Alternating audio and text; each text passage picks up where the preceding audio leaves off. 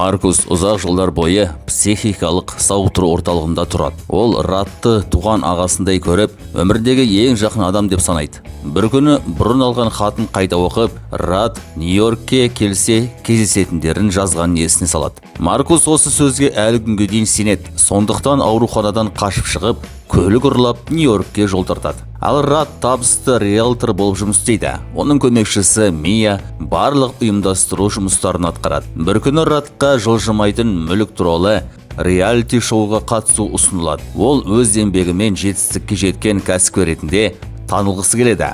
Бірақ продюсерлер дайындаған жарнамалық роликті көргенде көңілі қалады. Онда оның жетістігін емес, миллиардер ағасы Джордждың көлеңкесінде қалған адам екенін көрсетуге тырысқан. Тіпті өзі түсірмеген кадрларды жасанды интеллект арқылы жасап қойған. Рад бұған қарсы болғанымен, продюсерлер көрерменге дәл осындай оқиға қызық екенін айтады. Осы уақытта Маркус Нью-Йоркке жетуге асығып келеді. Ал Мия кеңсеге келген хаттарды қарап отырып, осы уақытқа дейін Маркус пен Радтың атынан өзі хат жазып келгенін еске алады. Радтың бұл туралы мүлде хабар жоқ еді. Продюсерлер Радқа жаңа көлік сыйлайды. Дәл сол күні Маркус жолда келе жатып, жол апатына ұшырап ауруханаға түседі. Сол кезде Рад әйелі Дандрамен бірге қайырымдылық кешінде жүреді. Ол жаңа шоуға қатысатынын айтып қуанып жүргенде, ағасы Джордж келіп, тағы да бүкіл назарды өзіне аударады. Алдымен Радты жұрттың алдында төмендетіп сөйлейді. Кейін әйгілі жұлдызбен бейне қорау жасап, өз атынан $100,000 қайырымдылыққа аударады. Қонақтардың бәрі Джорджды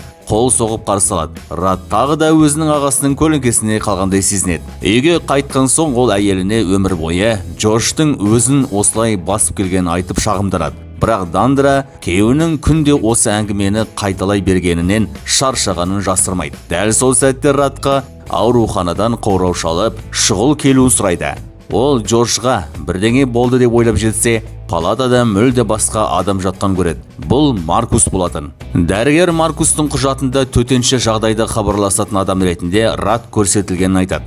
Сонда Рад студенттік шағын еске түсіреді. Университетте ол жетім балаларға көмектесетін бағдарламаға қатысып, Маркусқа қамқорлық жасаған екен. Сол кезде Маркусқа енді жалғыз емес екенін айтып, өмір бойы ағасы болуға уәде берген. Бірақ оқу біткеннен кейін оны мүлде іздемеген. Маркус есін жиғанда Радты көргеніне ерекше қуанады. Ол ұзақ уақыт емделгенін, енді ағасы мен оның отбасын көргісі келгенін айтады. Кейін бала кезінде асырап алған әкелерінің бірі оны аяусыз ұрып, басына ауыр жарақат салғанын, содан бері ешкімге керек болмай қалғанын айтып береді. Баратын жері жоқ екенін естіген Дандра оны үйлеріне уақытша алып кетуді ұсынады. Рад бұған қарсы болады, бірақ Дандра Маркустың бұл өмірде ешкім жоқ екенін айтып, күйеуін көндіреді. Үйге келе жатқанда Маркус жаңа көлікті байқамай сырып кетеді. Кейін үйді көріп қатты қуанады, бірақ Рад оны гаражға ертіп кіріп, не үшін келген сұрайды. Маркус Радтың шақыру хаты бойынша келген айтқанда, Рад ешқандай хат жазбаған мәлімдейді. Ол Маркустан үйден кетуін сұрайды. Алайда дәл осы сәтте Маркус балалармен танысып, өзінің нағыз отбасы мүшесіндей сезіне бастайды. Дандра да оны осы үйде қалатынын кесіп айтады. Рад қанша тырысқанымен Маркустан құтыла алмайды. Тіпті оны көтеріп апармақ болғанда, бірнеше рет құлатып алып, үйдің ішін бүлдіріп тастайды. Ашуға болған Рад Маркустың бұл үйде жүргеніне шыдай алмайтын айтады. Сонда Дандра оның мұндай мінезі Маркусқа емес, Джорджға деген өкпеден туғанын түсіндіреді. Түнде Дандра Маркустың олардың үйлену тойының видеосын көріп отырған байқайды. Ол бұрын Радтың өте мейірімді адам болған айтып, соңғы жылдары оның бар өмірі тек жұмыс пен Джорджбен бәсекеге айналып кеткен мойындайды. Маркус екеуінің арасы алыстап кеткен түсініп, Радты қайтадан бұрынғы қалпына келтіруге уәде береді. Келесі күні Маркус балаларға таңғы ас әзірлеп береді. Балалар оны бірден жақсы көріп кетеді, бірақ ол пешті өшірмей, үйде кішкентай өрт шығара жаздайды. Осыдан кейін Рад оны үйде жалғыз қалдыруға қорқып, амалсыздан түсірілім алаңына бірге алып кетеді. Жол бойы Маркус Дандраның байлық емес, күйеуінің көңілін қалайтынын айтып, Радқа отбасы туралы ойлануды ұсынады. Бұл сөздер оған әсер етеді. Түсірілім алаңында Рад Маркусты көлікте қалдырады. Бірақ Маркус сыртқа шығып кетіп, байқамай жаңа көліктің терезесімен есігін сындырып алады. Бүкіл түсірілім тобы осы жағдайды камераға түсіріп үлгереді. Маркус тағы бір рет бәрінен кешірім сұрайды. Осы кезде Мия оған көмектесіп, екеуі бірден жақын араласа бастайды. Кейін Мия Маркустың өмір бойы түрлі асырап алған отбасыларда өскен айтып береді. Маркус болса кезінде Раттың өзіне қалай қамқор болған әсерлі әңгімелейді. Мұны естіген түсірілім тобының бәрі оған жанашырлық танытады. Кешке үйге келген соң Рат түсірілімнің сәтсіз өткеніне қапаланып жүреді. Дандра оны жұбатуға тырысқанымен, ол өзін өмір бойы Джордждан төмен сезінген айтады. Түнді Рат Маркустың медбикемен көңіл көтеріп жүрген байқап, тағы да ашуланады. Бірақ Дандра бұған аса мән бермейді. Келесі күні Рат Маркустың заттарын қарап отырып, екеуінің ескі суретін тауып алады. Ол бар шындықты отбасына айтпақ болады. Бірақ дәл сол кезде продюсерлер хабарласып, шоудың күтпеген жерден өте танымал болып кеткенін жеткізеді. Көрермендердің бәрі Маркусты жақсы көріп қалған екен. Тіпті продюсерлер қажет болса, шоуды Ратсыз-ақ Маркустың төңірегінде жалғастыра алатындарын айтады. Осы сөзден кейін Рат бірден ойын өзгертіп, үйіне барып Маркустан кешірім сұрайды. Оны туған бауырым деп жариялап, бұдан былай бәрін жаңадан бастайтын айтады. Маркус көзіне жас алып Ратты құшақтайды. Көп ұзамай Дандра тағы да бір жаңалық айтады. Қайырымдылық ұйымы Ратты жылдың құрметті ағасы атағымен марапаттамақ болады. Салтанатты рәсімде марапатты оған Маркустың өзі табыстайды. Осыдан кейін Рат пен Маркус елге танылып, шоуның басты жұлдыздарына айналады. Шоу эфирге шыққан сайын оның танымалдылығы арта түседі. Ратқа ірі келісім шарт түсіп, түрлі компаниялар ынтымақтастық ұсына бастайды. Бірақ көпшілік оның емес, Маркустың ерекше мінезі мен шынайылығына қызығатын. Ол барған жерінде адамдарды күлдіріп, еш қиналмай тіл табысып кететін. Бұрын шоудың басты жұлдызы болған Киран да, Раттың өзі де бірте-бірте екінші орынға ығысып қалған сезеді. Киран мұнымен келіс келмей Ратқа келіп сөйлеседі. Егер жағдай осылай жалғаса берсе, арна Маркусты басты кейіпкерге айналдырып, Ратты шетке ысырып тастайтын айтады. Сондықтан көрерменнің назарын қайта өзіне аудару үшін Ратқа үлкен мәміле жасау қажет екенін ескертеді. Осы кеңестен кейін Рат ағасы Джорджбен кездеседі. Ол Джордждың сәнді үйін сатуды өзіне сеніп тапсыру сұрайды. Әрі оны шоуда жарнамалауға уәде береді. Джордж бастапқыда мұндай жарнамаға мұқтаж емес екенін айтқанымен, келісімді бәрібір Ратқа береді. Сонымен бірге алдағы демалыста үйінде үлкен кеш өтетінін айтып, мәмілені сол жерде жариялауды ұсынады. Ал Маркус мен Мия барған сайын жақындай түседі. Әңгімелесе келе екеуі бірдей музыканы тыңдайтынын, бірдей кофені жақсы көретін байқайды. Маркус бұрын Ратпен хат арқылы дәл осы нәрселер жайлы жиі сөйлескен айтады. Бірақ жүзбе-жүз кездескенде Раттың хаттағы адамның мүлде өзгеше екенін сезгенін жасырмайды. Мия болса Раттың өмір бойы өзін Джорджбен салыстырып келгенін, сондықтан өзіне сенімсіз болып кеткенін түсіндіреді. Осыдан кейін Маркус бұдан былай Раттың жарқырауына көмектесуге бел буады. Үйде Маркус Дандраға күйеуімен қарым-қатынасын түзетуге арналған күлкілі кеңестер береді. Әйелі оның сөздеріне күле қарағанымен, ақыры сол кеңестердің арқасында Рат екеуінің арасы қайта жақындай бастайды. Көп ұзамай бәрі Джордждың үйіндегі кешке келеді. Жол бойы Рат ағасының бұл мәмілеге неге сонша оңай келіскені күмәнданады. Дандра күйеуінің ойын басқа жаққа бұрып, оған деген сезімін қайта оятады. Маркус болса, бүгінгі кеште бар назар Ратта болу үшін өзі әдейі тасада қалатын айтады. Кеш басталғанда Рат Джордждың достарының ортасына сіңуге тырысады. Бірақ оның әзілдері ешкімге күлкілі болмай шығады. Ал Маркус бірнеше ауыз сөзбен ақ бәрін күлдіріп, жұрттың сүйіктісіне айналады. Братан!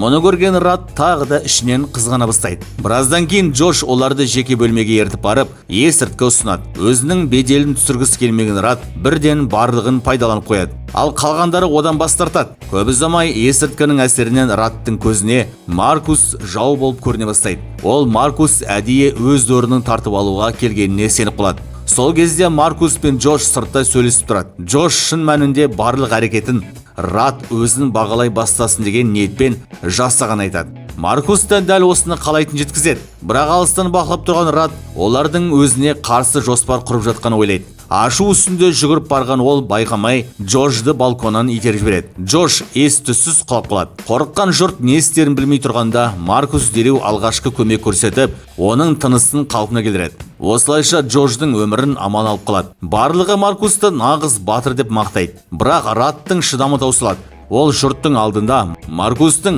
өзінің туған бауыры емес екенін айтып салады. Бұған дәлел ретінде психикалық ауруханадағы ескі суретті көрсетеді. Маркус енді бәрін жасыра алмайтын түсінеді. Ол расында өтірік айтқанын мойындайды. Бірақ мұны ешкімді алдау үшін емес, жалғыз қалудан қорыққандықтан жасаған түсіндіреді. Бала кезінен бастап әр отбасы одан бас тартқанын, ешқашан өзінің біреуге керек сезінбегенін айтып береді. Өмірден түңілген сәттерінде емделу орталығына барғанын, дәл сол кезде Радтың атынан келген хаттар оған қайта өмір сүруге күш бергенін мойындайды. Осы кезде Мияда барлық хаттарды Рат емес, өзінің жазғанын ашық айтады. Мұны естіген Маркус өзін тағы бір рет алданып қалғандай сезінеді. Ал Рат ашуын тоқтата алмай, Маркустың бөтен адам екенін айтып, оның өмірден кетуін талап етеді. Бұл сөздер бәріне ауыр тиеді. Дандра күйеуінің әрекетінен көңілі қалып, Маркус ешкімге ренжіместен үнсіз кетіп қалады. Продюсерлер болса болған жанжалға қуанады. Өйткені бұл оқиға шоудың рейтингін бұрынғыдан да өсіретін еді.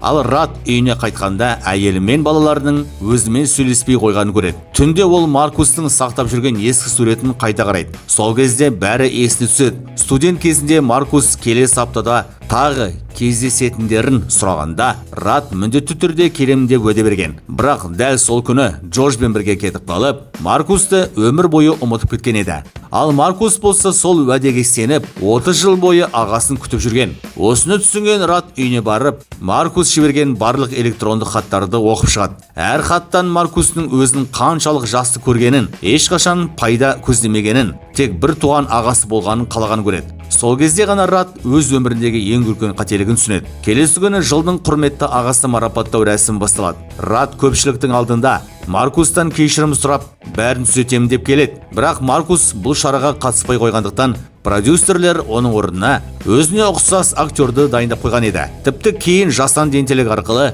оны Маркусқа ұқсатып көрсетуді жоспарлаған. Ал Маркус қайтадан психикалық сауықтыру орталығына оралып, сол жерде қалуды шешеді. Дәрігер оның ауыр психикалық ауру жоқ екенін айтқанымен, Маркус өзін ешкім мазаламайтын жер деп осы жерді есептейді. Сахнаға шыққан Рат алғашқыда дайындалған сөзін оқи бастайды, бірақ залда отырған балаларын көргенде тоқтап қалады. Ол енді өтірікпен өмір сүргісі келмейтін түсінеді. Барлығының алдында өзін ешқашан жақсы аға болмаған мойындайды. Өмір бойы Джорджды кінәлағанымен, дәл сондай опасыздықты Маркусқа өзі жасаған айтады. Берген уәдесін бұзып, ең қиын сәтте оны жалғыз қалдырған айтып, мұндай марапатқа лайық емес екенін мәлімдейді. Осы сөздерден кейін марапаттан бас тартып, сахнадан кетіп қалады. Продюсерлер бәрібір шоуды жалғастырып, Рат пен Маркустың жалған көшірмелер арқылы марапатты қабылдатады. Бірақ бұл Рат үшін енді ешқандай маңызға ие болмайды. Сыртта Джош ағасына жақындап, өмір бойы оны төмендетуді мақсат етпеген айтады. Керісінше,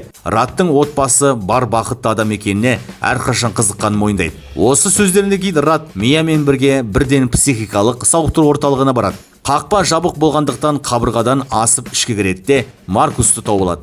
Алғашында Маркус сөйлескісі келмейді, бірақ Рат оның барлық хаттарын оқығанын, енді ғана шындықты түсінгенін айтып кешірім сұрайды. Бір кездері берген уәдесін орындамаған мойындап, енді ешқашан Маркусты жалғыз қалдырмайтынына ант береді. Маркус оның сөзіне сеніп, ағасын құшақтайды. Осылайша екеуі ақыры татуласады. Сыртта Мияда Маркустан кешірім сұрайды. Ол бастапқыда өтірік айтқанымен, кейін Маркусты шын жүректен жақсы көріп қалған мойындайды. Маркус оны кешіреді де, екеуі қарым-қатынастарын жаңадан бастайды. Фильмнің соңында Рат Маркусты баскетбол алаңына алып келеді. Маркус әлі де бұрынғыдай допты дұрыс ойнай алмайды. Бірақ бұл жолы Рат оны ешқашан тастап кетпейін айтып, қанша уақыт керек болса да бірге жаттығатынына уәде береді. Соңғы кадрда отбасының жаңа суреті көрсетіледі. Бұл жолы суретте Маркус та бар. Ұзақ жылдар бойы армандаған арманы орындалып, ол ақыры өз отбасының толыққанды мүшесіне айналады.